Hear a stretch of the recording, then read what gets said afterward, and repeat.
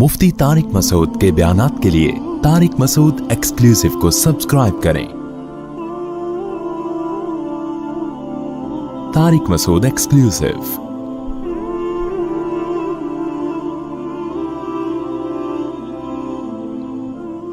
अच्छा, ये जो दौर है ना, जो जिसमें क़यामत करीब है, एक तो खुदा का वास्ता ये दज्जाल के बारे में जो किताबें हैं और टॉपिक्स हैं ना, ये पढ़ना छोड़ दें। जब क़यामत की बात आई ना, तो दज्जाल का टॉपिक आ गया। नबी सल्लल्लाहु अलैहि वसल्लम की हदीस से हमें पता चलता है दज्जाल आएगा, बहुत बड़ा फितना होगा, ये बात हकीकत है। लेकिन अब मसला ये हो गया है कि हर चीज़ में से दज्जाल निकाल के ना कशीद के लोगों को वहमी बना दिया है। एक आर्मी के रिटायर ऑफिसर मुझसे मिलने के लिए आए, उन्होंने कहा मैंने दज्जाल पे एक बहुत ज़बरदस्त रिसर्च की है, जो पता नहीं 10 GB में है मेरे पास हार्ड डिस्क में, वो USB में 2 USB होंगी 5-5 GB की, अब हो सकता है 10 GB की हो कोई, वल्लाहु आलम। मैंने कहा हज़रत, दज्जाल के बारे में इतना कुछ हमें मिलता ही नहीं है कि 1 GB में भी आ जाए वो। आपने 10 GB कहाँ से तैयार कर लिया वो? तो बहुत से लोग मैंने पागल होते हुए अपनी जिंदगी में देख लिए कि इसमें भी दज्जाल है, इसमें भी दज्जाल है, ये भी दज्जाली साजिश, ये भी दज्जाली साजिश, ये भी दज्जाली साजिश, ये भी दज्जाली, ये भी खुरासान, ये फिर वो। भाई, आपको हुक्म है ग्राउंड रियलिटी को सामने रखकर आप फैसला करो। दज्जाल ने जब आना होगा आएगा, उसके लिए तैयारी जरूर रखो। तैयारी का क्या मतलब? अल्लाह से पनाह मांगो, जुमे के दिन सूरह कहफ पढ़ लिया करो, बस। अभी से आप उसके बारे में वो कुछ करना शुरू कर दें, उसका नुकसान ये होता है कि अभी ग्राउंड रियलिटी आपको कुछ और करने का हुक्म दे रही होती है और आप दज्जाल सामने रखकर अपनी पॉलिसियां चेंज कर रहे होते हो। आप हर थोड़े दिन में यूट्यूब पे देखो कोई दज्जाल के बारे में रिपोर्ट पेश कर रहा है, कोई सब A to Z गलत अक्सर खबरें होती हैं, अपनी तरफ से खींचा तानी कर करके ना निकाला हुआ होता है। जिस चीज को इस्लाम ने मुबहम रखा है, आप उसको डिटेल में बयान नहीं कर सकते। मुबहम रखा है, मुबहम ही रहने दो उसको। हजरत ईसा अलैहिस्सलाम ने जब आना होगा, हमारा ईमान है आएंगे, लेकिन हमने अभी जो फैसले करने आज के जमीनी हकाइक को देख के करने हैं, हजरत ईसा के नुज़ूल को सामने रख के नहीं करने, वो आज के हिसाब से करने हैं, वरना आप गलती कर जाओगे। साहब कहने लगे मैं जिहाद की तैयारियां कर रहा हूं इमाम मेहदी के लिए, मैं लश्कर अभी से तैयार कर रहा हूं ताकि इमाम मेहदी के साथ जाके वो मिल जाए, उनको टेंशन ना हो लश्कर तलाश करने में। ये नौजवानों की सोच बता रहा हूं। मैंने कहा तू जिहाद करेगा कहां? ये इस्लामी कंट्री है, यहां करेगा तो इमाम मेहदी के आने से पहले जो थोड़ा बहुत लश्कर तैयार होना था उसका भी बेड़ा गर्क हो जाएगा। मुल्क में तुम कुछ करोगे तो मुल्क और कमजोर होगा और मुल्क दुश्मन कुव्वतें इसको भी खा जाएंगी। कह रहे यही तो प्रॉब्लम है मुफ्तियों में, उलमा में, ना खुद कुछ करते हैं ना दूसरों को करने देते हैं। हम आपको ऐसा नहीं करने देंगे जिससे जो थोड़ी बहुत रही सही इस्लाम की रमक बाकी है उसका भी सतिया नाश हो जाए। आपका जज्बा था 4 शादियों का, मंगेतर को पहले बता दिया मैं 4 करूंगा, तो एक होगी आपकी? बोलो ना, एक भी नहीं होगी। फिर घर में जो भी रिश्ते वाले आ रहे हैं ना, आपने जली हरूफ में पहले से लिखवा दिया कि चूंकि मैंने 4 करनी है तो 4 की तैयारी मेरी पहले से है। ये लो भाई, आई विल डू 4 मैरिज, कुछ भी इंग्लिश में, फारसी में, पश्तो में लगा दिया आपने।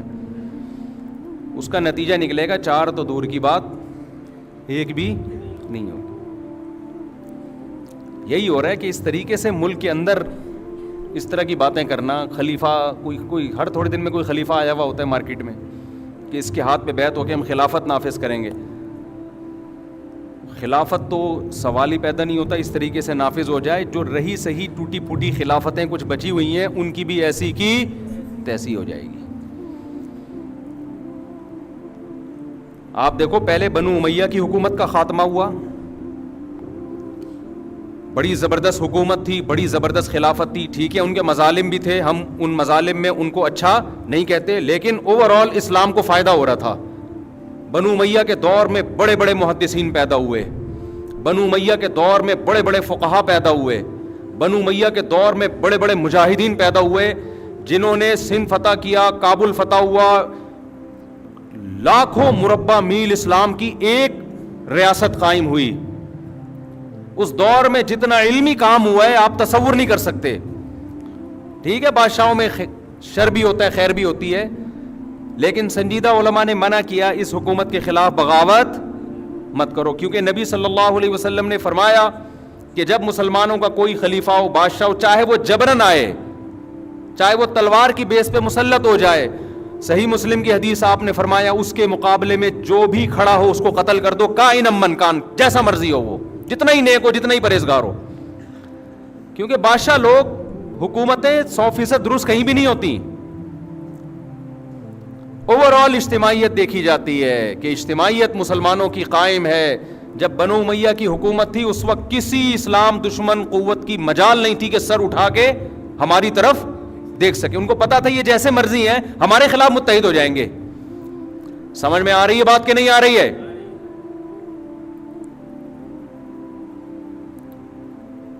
لیکن وہی ہوا کہ نہیں جی, اس نے یہ ظلم کیا, اس نے یہ ظلم کیا, بغاوت ہونی چاہیے.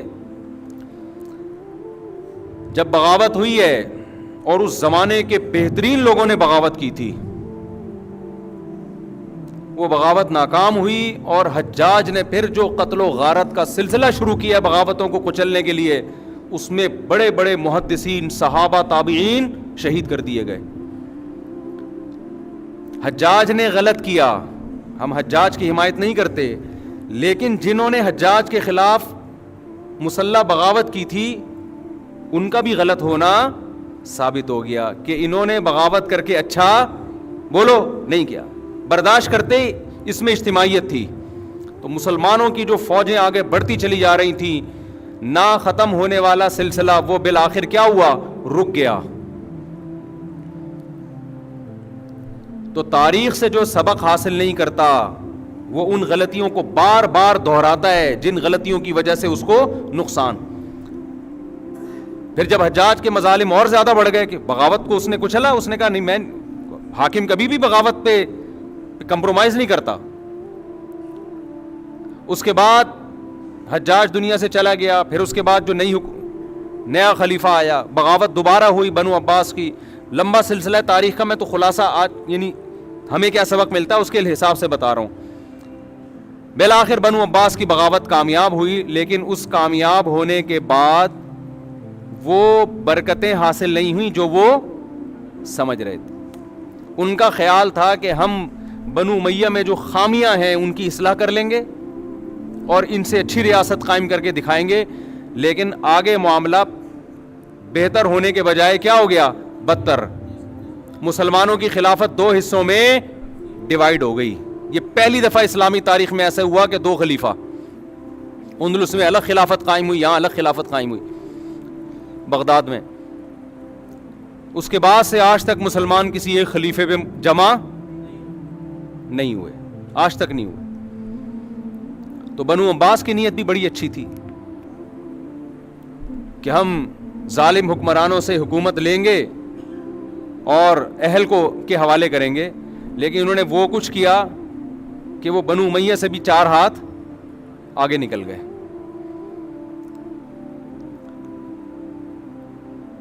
تو پھر آگے چل کے خلافت عثمانیہ قائم ہوئی. جب پھر بغداد کے خلاف جو ہوا, تاتاریوں نے حملہ کیا بغداد پہ اور مسلمانوں کی اینٹ سے اینٹ بجا دی.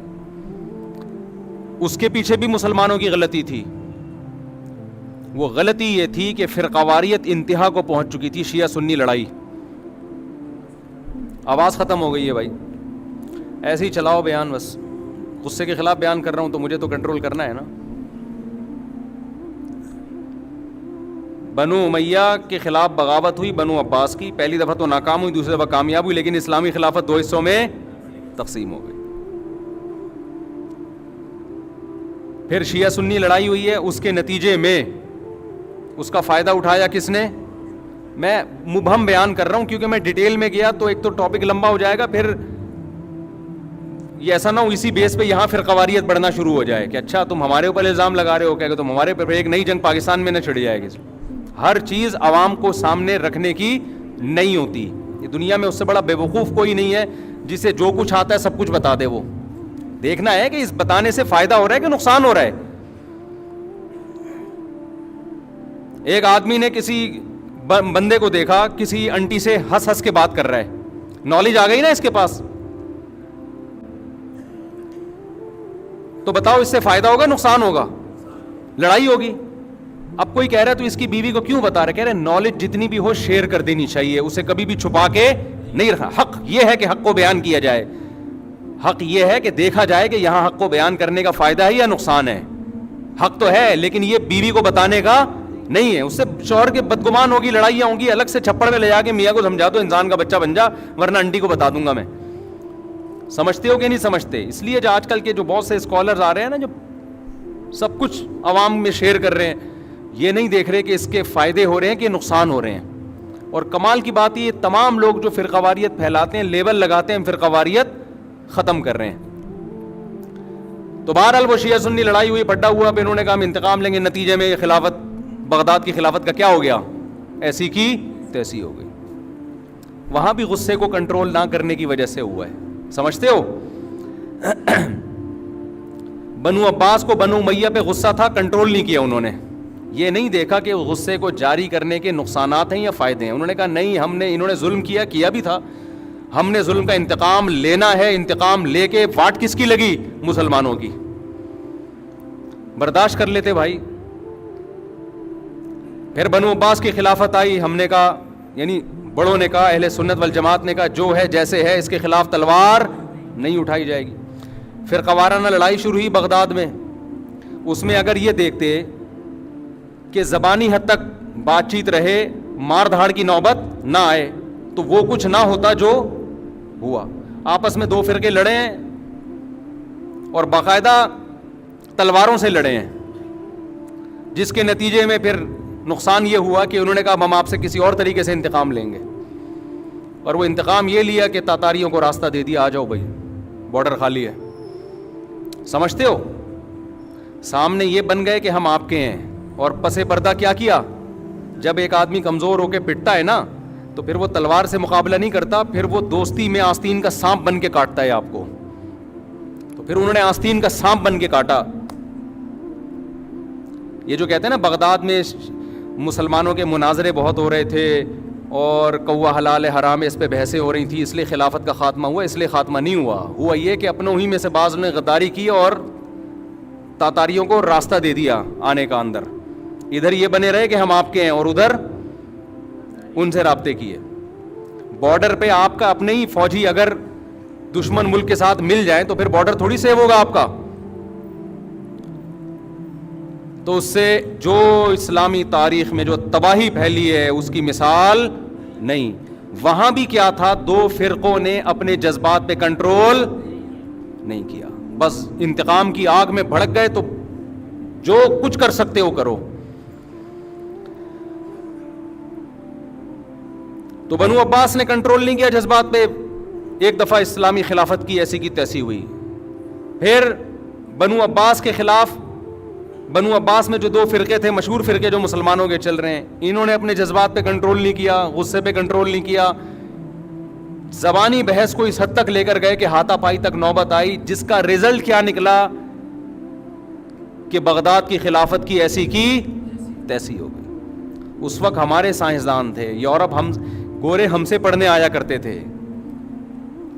400 سال تک ہماری کتابیں یورپ کی یونیورسٹیوں میں پڑھائی گئی ہیں, ہماری سائنس کی کتابیں. تھوڑے عرصے کی بات نہیں ہے یہ, ان کے پاس تو کچھ تھا ہی نہیں. لیکن جب بغداد کی خلافت کا خاتمہ ہوا, جتنی یونیورسٹیاں, جتنے کالجز, جتنے اسکول, جتنی کتابیں, وہ ساری کی ساری دشمن نے دریاؤں میں بہا دی. مسلمانوں کے لیے اپنا وجود برقرار رکھنا مشکل ہو گیا. لیکن اسلام پھر زندہ ہوا. مسلمان تھوڑی تمیز سے بیٹھتا ہے, جوش ہے اس کے اندر, ایک غیرت ہے بھائی, دوبارہ بحال کرنا ہے. پھر اللہ نے خلافت عثمانیہ ہمیں دی. 500-600 سال تک زبردست ترکی میں مسلمانوں کی حکومت رہی ہے, خلافت رہی ہے.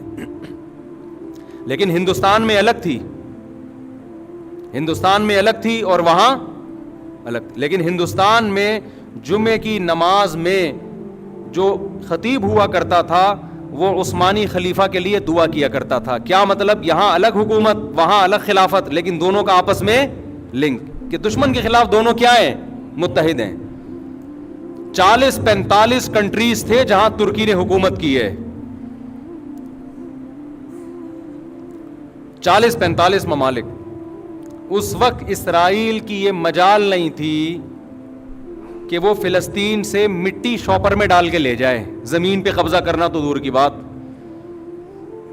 اس نے خلیفہ سے کہا تھا, مجھے یہودیوں نے کہا تھا مسلمان خلیفہ سے کہ مجھے فلسطین میں جگہ چاہیے. اس نے کہا جگہ تو دور کی بات, مٹی شاپر میں ڈال کے لے جانے کی اجازت نہیں دوں گا یہاں سے. یہ بدماشی تھی مسلمانوں کی. یہ روس امریکہ تو کچھ بھی نہیں ہے, جو گریٹ امپائر جو اسیمین گزرے ہیں اس کی بھی واٹ لگی. وہ کیسے لگی؟ عربوں کو بغاوت پہ اکسایا گیا کہ ایک عجمی حرم پہ حکومت کیسے کر رہا ہے بھائی, یہ ترک تو بعد میں مسلمان ہوئے, تم تو سچی مچی کے مسلمان ہو. اگر مجھے غصے کے خلاف بیان نہ کر رہا ہوتا نا, ابھی مجھے بہت غصہ آ رہا ہوتا, میں مجبور ہوں. اصل میں وہی کام سارے آج بھی ہو رہے ہیں.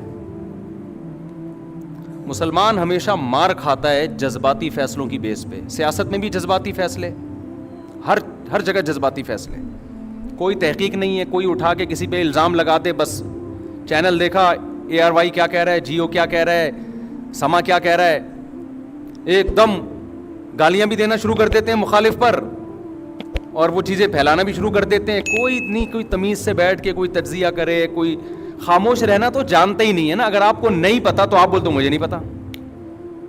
یہ نہیں ہے ہمارے یہاں. مجھ سے کوئی پوچھ رہا ہے اس کو کس نے مارا, میں کہہ رہا ہوں اللہ کی قسم مجھے نہیں پتا کس نے مارا, میرے پاس کوئی درائے نہیں ہے. لیکن تجزیہ کرنا ہر آدمی کی ذمہ داری ہے. مجھے نہیں بھی پتا, میں ٹی وی دیکھ کے بتاؤں گا اس نے مارا ہے. اس سے ملک میں انارکی پھیلتی ہے, معصوم لوگوں پہ الزامات لگتے ہیں, ایک دم غیرت میں آنا, ایک دم جذبات میں آنا, الزامات لگانا. تو ان چیزوں کا بڑا نقصان ہے. گھر بھی میں آ رہا ہوں, گھر کی طرف پہلے ریاستوں کی سے فارغ ہو جاؤں نا, پھر گھروں کے حالات کے پہ تبصرہ پیش کروں گا انشاءاللہ. تو خلافت عثمانیہ کے خلاف کس کو اکسایا گیا؟ عربوں کو, کہ تم عرب ہو, قرآن تمہاری زبان میں, یہ ترکی عجمی لوگ یہ تم پہ حکومت کر رہے ہیں. حالانکہ پیغمبر کی حدیث کیا ہے؟ مسلمانوں کا جب کوئی امیر ہو, جہاں جس علاقے میں اس کی امارت ہے, اس کے خلاف کسی بھی بیس پہ آپ کو تلوار اٹھانے کی اجازت نہیں.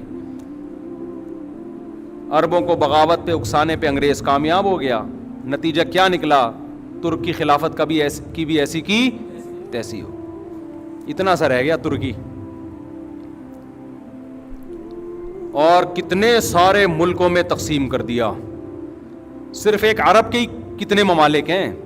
ارض حجاز میں اتنی ریاستیں ہیں. دبئی کے شیخ الگ ہو گئے, عمان کے مسقط کے شیخ صاحب الگ ہو گئے, سوڈان کے الگ ہو گئے, مصر کے الگ. مصر تو خیر حجاز میں نہیں آتا, لیکن جتنے عرب کنٹریز ہیں سب کا الگ الگ بادشاہ.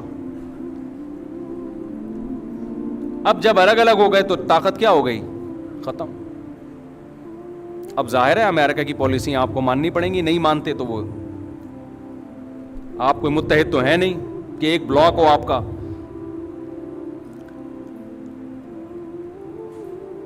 تو الگ الگ ہوتے ہوتے ہندوستان کی بھی پھر حکومت کا بھی خاتمہ ہوا. وہ بھی مسلمانوں کی غلطی تھی. انگریز آئے اور جو کچھ انہوں نے کیا وہ تاریخ لمبی کہانی ہے. بالآخر ہندوستان میں جو ہماری 1000 سال سے مسلمانوں کی حکومت تھی, جس میں برما, بنگلہ دیش اور پاکستان پورا, کتنا اسٹرانگ کنٹری ہوتا آج, یہ آپ اندازہ لگاؤ. اس کی بھی ایسی کی تیسی ہو. لیکن ایک ملک ہمیں مل گیا پاکستان کی صورت میں. اب آپ خلافت کا نام لے کے اس کی بھی ایسی کی تیسی کر دو کہ عیسیٰ علیہ السلام آئیں گے, وہ مجھے دیکھ کے بہت خوش ہوں گے کہ یہ پہلے سے ہی کھڑا ہوا ہے جہاد کے لیے, تو چل تو بھی میری فوج میں شامل ہو جا. ایسا نہ ہو عیسیٰ علیہ السلام آ کے پہلے تیری ٹھکائی لگائیں کہ ایک ملک تھا کم بخت, وہ اس کو بھی تو نے کسی قابل نہیں چھوڑا خلافت کے نام پہ. کیونکہ یونیورسٹیوں میں کالجز میں اس طرح کی تحریکیں نا ہر تھوڑے دن آپ خلافت کے لیے کیا کر رہے ہو, لوگ آئیں گے ہم سے پوچھتے ہیں آپ خلافت کے لیے کیا کر رہے ہو, آپ تو 4 شادیوں کی باتیں کرتے ہو, خلافت کے لیے کیا کر رہے ہو. میں نے کہا خدا کا واسطہ یہ جو ملک ہے نا اس کو بچاؤ اور آئینی اور قانونی طریقے سے اس میں پورا زور لگا دو تبدیلی کے لیے.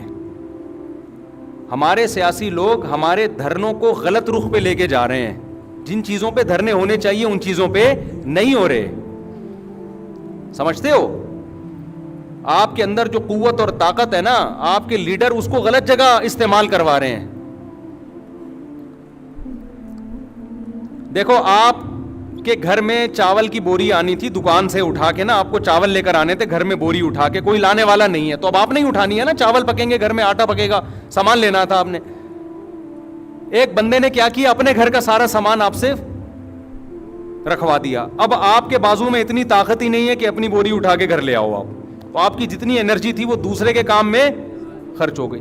تو ہمارے سیاسی لیڈر ہماری ساری طاقتیں اور قوتیں اپنے آپ کو پروموٹ کرنے میں استعمال کر لیتے ہیں, جس کی وجہ سے ہمارے حقوق کا الحمدللہ پہلے بھی بیڑا غرق تھا, اب بھی ہے, اور قیامت تک بھی ہمیں کوئی امید نہیں ہے کہ ہمیں ہمارے حقوق ملیں گے. کراچی کے گٹر کے ڈھکن غائب تھے, غائب ہیں, غائب رہیں گے. کراچی میں ٹارگٹ کلنگ پہلے بھی تھی, آج بھی ہے, قیامت تک رہے گی. کراچی میں کچرا کنڈی تھا, ہے اور قیامت تک رہے گا. کراچی میں موبائل اسنیچنگ تھی, ہے اور قیامت تک رہے گی, کیونکہ کراچی کے لوگوں کو دھرنے دینے تو کسی اور کے لیے دینے, اپنے لیے الحمدللہ دھرنے دینے کا ان کا کوئی پروگرام الحمدللہ ہے ہی نہیں. تو اللہ کا بڑا فضل ہے, کراچی والوں کی استقامت کو 20 دفعہ سلام ہے یار. روز مر رہے ہیں گلی میں, کوئی اس کا شوہر مر گیا, وہ جوان میاں مر گیا, وہ جوان بیٹا مر گیا. تھوڑی سی غیرت ہوتی ہے نا انسان میں, تھوڑی سی غیرت ہوتی ہے کہ یار چلو کوئی روڈ بلاک کرو یار, کوئی تاکہ موبائل اسنیچنگ تو رکے نا. فلاں کا بندہ مر گیا, اس کی لاش لے کے بیٹھ جاؤ یار روڈ پہ, حکومت سے مطالبہ, الحمدللہ کچھ بھی نہیں.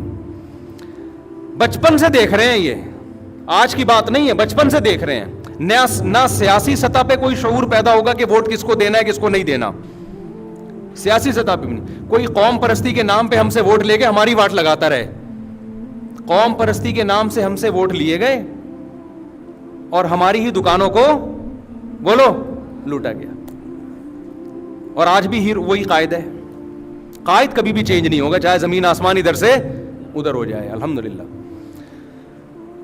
قائد وہی ہے. قائد ہو تو ایسا ہو. تو اس لیے اب ہمیں غم بھی نہیں ہوتا. اب ہمیں الحمدللہ خدا نے آج تک اس قوم کی حالت نہیں بدلی, نہ ہو آپ جس کو اپنی حالت کے, نہ ہو خیال جس کو اپنی حالت کے بدلنے کا. خدا نے آج تک اس مرد کی بیوی نہیں بدلی, نہ ہو جس کو خیال آپ اپنی بیوی کے بدلنے کا. سمجھ آ رہی بات؟ دونوں چیزیں لازم ہو جائیں. بیوی نہ بدلیں, ایک اور کر لیں اس کو رہتے ہوئے. تو یہ کسی نے چینج کیا ہے نا بھائی, ویڈیو نہیں بنائیں, ٹھیک ہے نا, قائد کی باتیں ہو رہی ہیں, ویڈیو نہیں بنائیں کائنڈلی. ابھی بھی لوگ کہہ رہے ہیں قائد تو قائد ہے ماشاءاللہ, الحمدللہ. پٹ گئے, رول گئے, تمہاری واٹ لگا دی یار. لاہور کو دیکھو مسلم لیگ نے کیسا بنایا ہے, انہوں نے ووٹ دیا تو اس نے بنا بھی دیا. آپ اپنے لیڈروں کو تو دیکھو, کچرا کنڈی بنایا ہوا ہے یار, اور ابھی قائد ہی ہے ماشاءاللہ, اور وہ قیامت تک رہے گا الحمدللہ.